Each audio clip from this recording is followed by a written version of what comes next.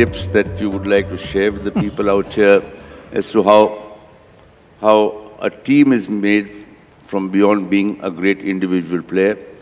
Even a Brian Lara couldn't win for West Indies. You need 11 good people to win a match. So anything that you would like to share? India, in my perception, is a tremendous talent pool. This is not… I'm not speaking this out of my nationalistic fervor. I'm not so identified with the political identity of a nation as such. But what I see is, having spoken to all kinds of people across the world,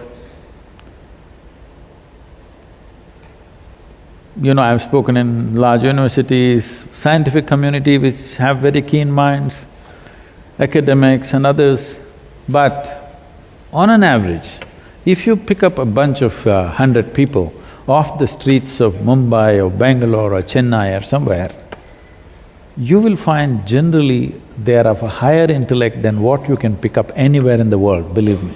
I'm not saying this because I'm an Indian.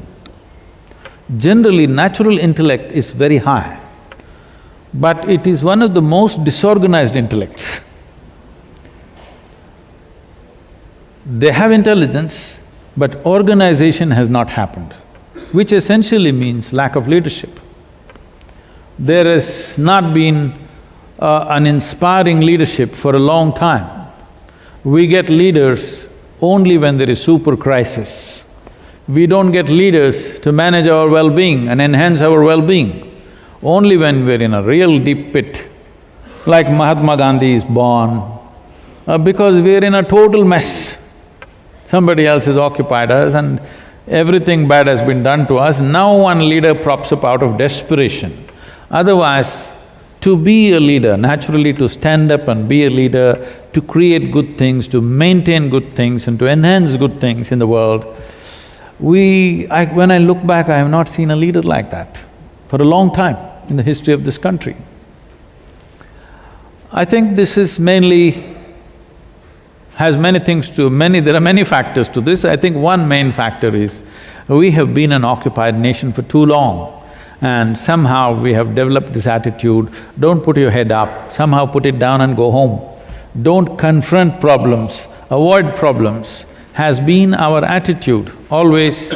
I think even today mothers are teaching their children, if there's any problem on the street, just put your head down and come home.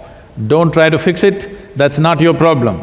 Essentially, a leader means in some way you're willing to confront problems. You're willing to seek out problems and possible problems and fix them before they happen.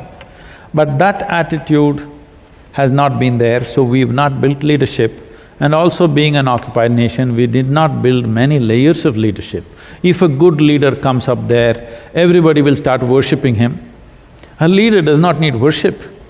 He needs many tiers of leadership for him to find traction and do something meaningful. If his leadership has to find expression in the world, or in a nation, or in a state, or in an industry or whatever, you need many tiers of leadership. But in our society, generally when a good leader comes up, we will see worship, somebody will start building temples for him, somebody will start doing puja for him, all these things start happening. We have to shift from this attitude. Looking up to a leader for inspiration is good, but losing all sense about him is not good. So, what is needed in this country is to develop those many tiers of leadership. This is in… somewhere in 2004 that someone was at our yoga center, a very prominent person in the country, and he asked me, Sadhguru, this is great what you're doing, but what about the nation? I said, see, I have a list of 2,000 people who will make a difference for this country if we impact them. Get me these 2,000 people in the next 4 years. You will see a quiet change will happen in the nation. I'm not talking about prime ministers, chief ministers, because generally their tenure is 5 years and they're gone. But there's another set of leaders in the society who may be business leaders, who may be bureaucratic leaders and social leaders of various kinds, who have a solid 25 to 30 years to impact. Because if you're thinking of any kind of serious impact, you have to think at least 25 years at a time, otherwise nothing significant can be done. So we've been trying to reach them and touch them. Now I can say about 42% of these 2,000 people across the country we have touched, they are bringing about a quiet, silent revolution.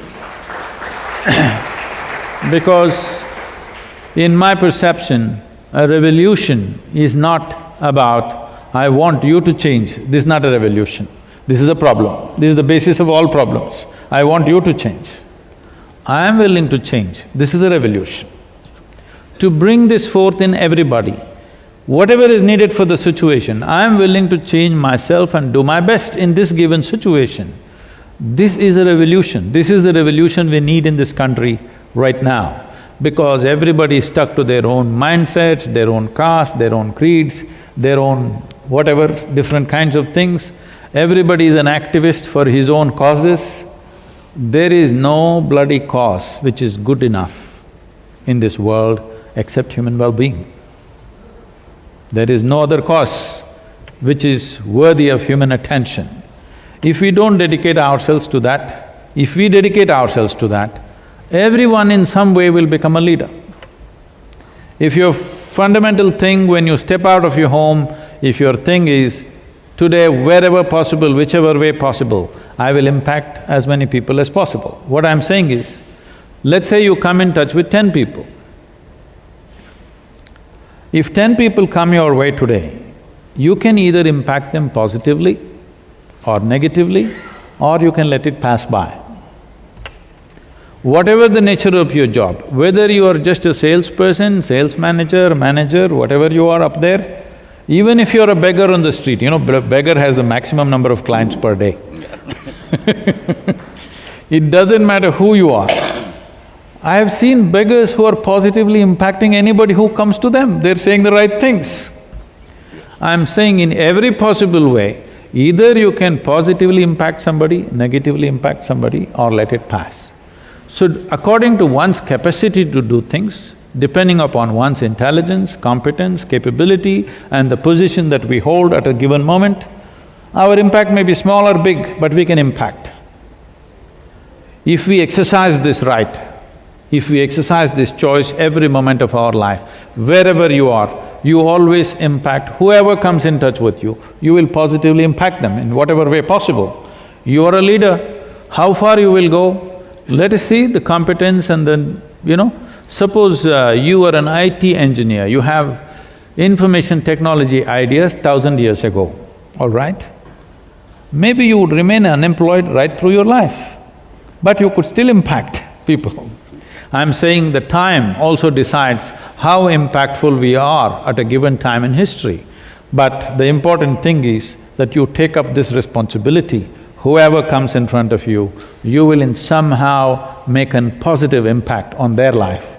If you start doing this, you are a leader. Whether what capacity you function in depends on variety of things that will anyway arrange itself over a period of time.